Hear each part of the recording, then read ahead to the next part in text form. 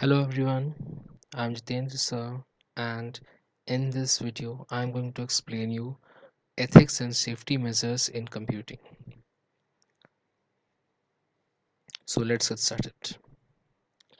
Computers and internet are collectively used as a communication tool all over the world. There's a big pool of information available on the internet. You can access this information anytime. Many people consider it as a blessing and make the most of it, whereas some people use it as a tool to harm others.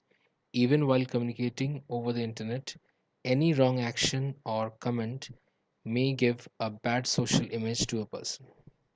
So in this video, we will learn about the online ethical behavior and how to stay safe online.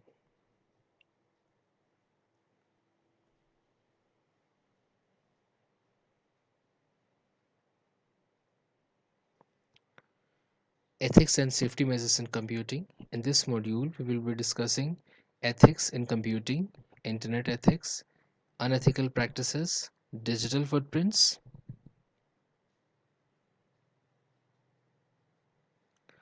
So, if you talk about the word ethics, ethics is a set of moral principles that governs the behavior of a group or an individual. Similarly, computing ethics is a set of procedures, moral principles, and ethical practices that regulate the use of computer. In simple words, we can say that the good manners that we practice while online, this is called ethical practices, or I can say computing ethics.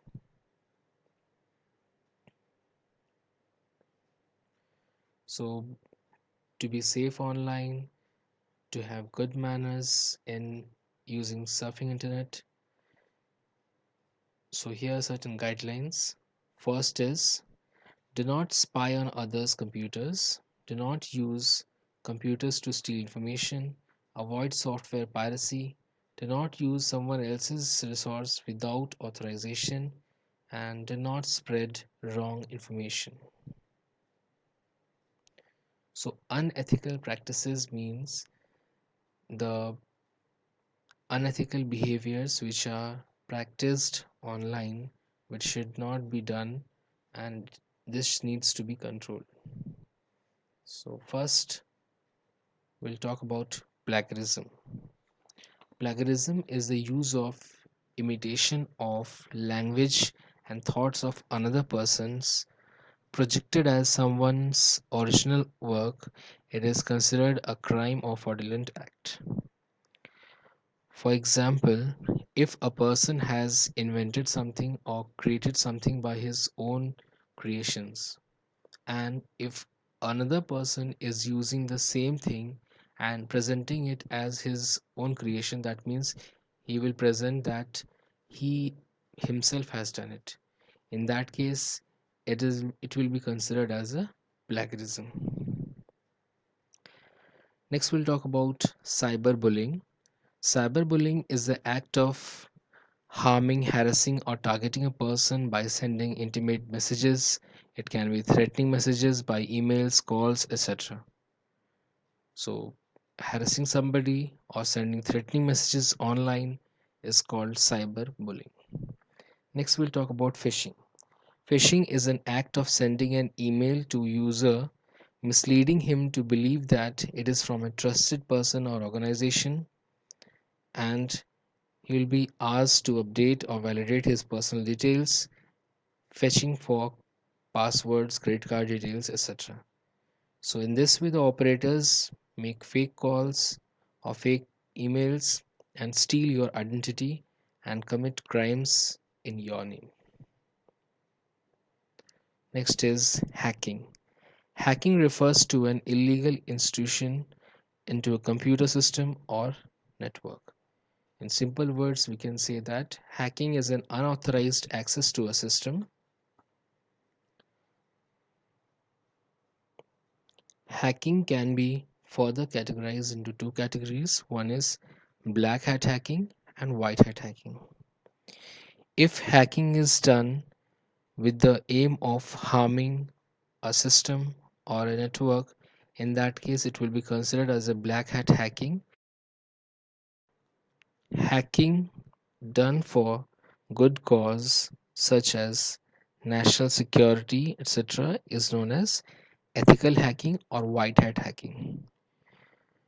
Sometimes companies employ hackers to protect their security system from hacking, and for that, they employ white hat hackers. These hackers are also called as ethical hackers. Next, we'll talk about spamming. Spamming means sending unwanted bulk messages or emails to multiple recipients at the same time. It can be for commercial advertisement, etc. So, spam is a serious security concern as it can use to deliver Trojan horses, viruses, worms, spywares, etc. Sometimes spam attackers keep sending bulk messages till the mail server gets full. This practice is known as mail bombing. Next, we'll talk about individual right to privacy. In this digital era, there is a significant increase in the use of technology. As technology is progressing, so are the privacy parameters diminishing. Internet is commonly used for various purposes, so accessing information on any topic and financial transactions, etc., has become very easy.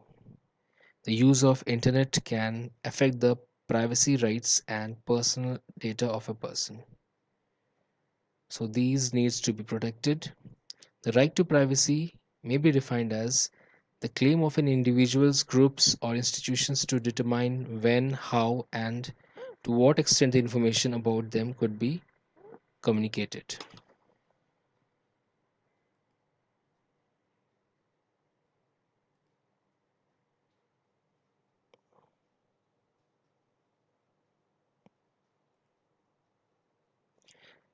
Next, we have software piracy. When a software is copied and distributed illegally, it is called software piracy. A license or copyright is required to copy the genuine programs of someone else. This is known as software piracy. In simple words, we can say that using softwares, making copies of it, and distributing illegally is called software piracy.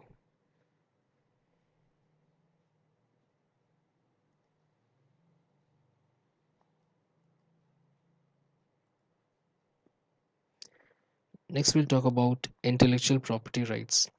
Intellectual property is a term that referring to the legal property rights of a person over his/her creations of mind, both artistic and commercial. These rights ensures that creators' hard work is safe and protected from unauthorized copying and piracy. So there are certain ways to protect intellectual property rights. First is patent your inventions. Second is copyright your art and publications. And third is register your trademark. Because unless you do these things, your intellectual property rights may be stolen by somebody. A cybercrime is an illegal activity done through internet. Example, identity theft, where somebody can steal your email ID, password, etc., and can be misused. There are credit card account thefts, internet frauds, like ordering goods in your name, extracting mobile phones, contacts, etc. So these are considered as cyber crimes. Cyber crimes may be divided into three main categories. First is crimes against individual person, crimes against property, crime against an organization or society. Next, we have digital footprints. Digital footprints are the footprints that we leave behind after any online activity or any online surfing. These activities can be saved and tracked by users for their benefits. So these are known as digital footprints.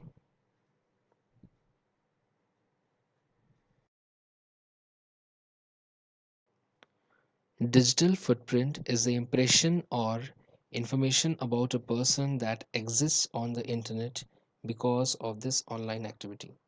For example, when we walk on the seashore, we leave certain footprints. Similarly, when we are working online, when we are surfing the internet, then also we leave behind certain traces, and these are called as digital footprints.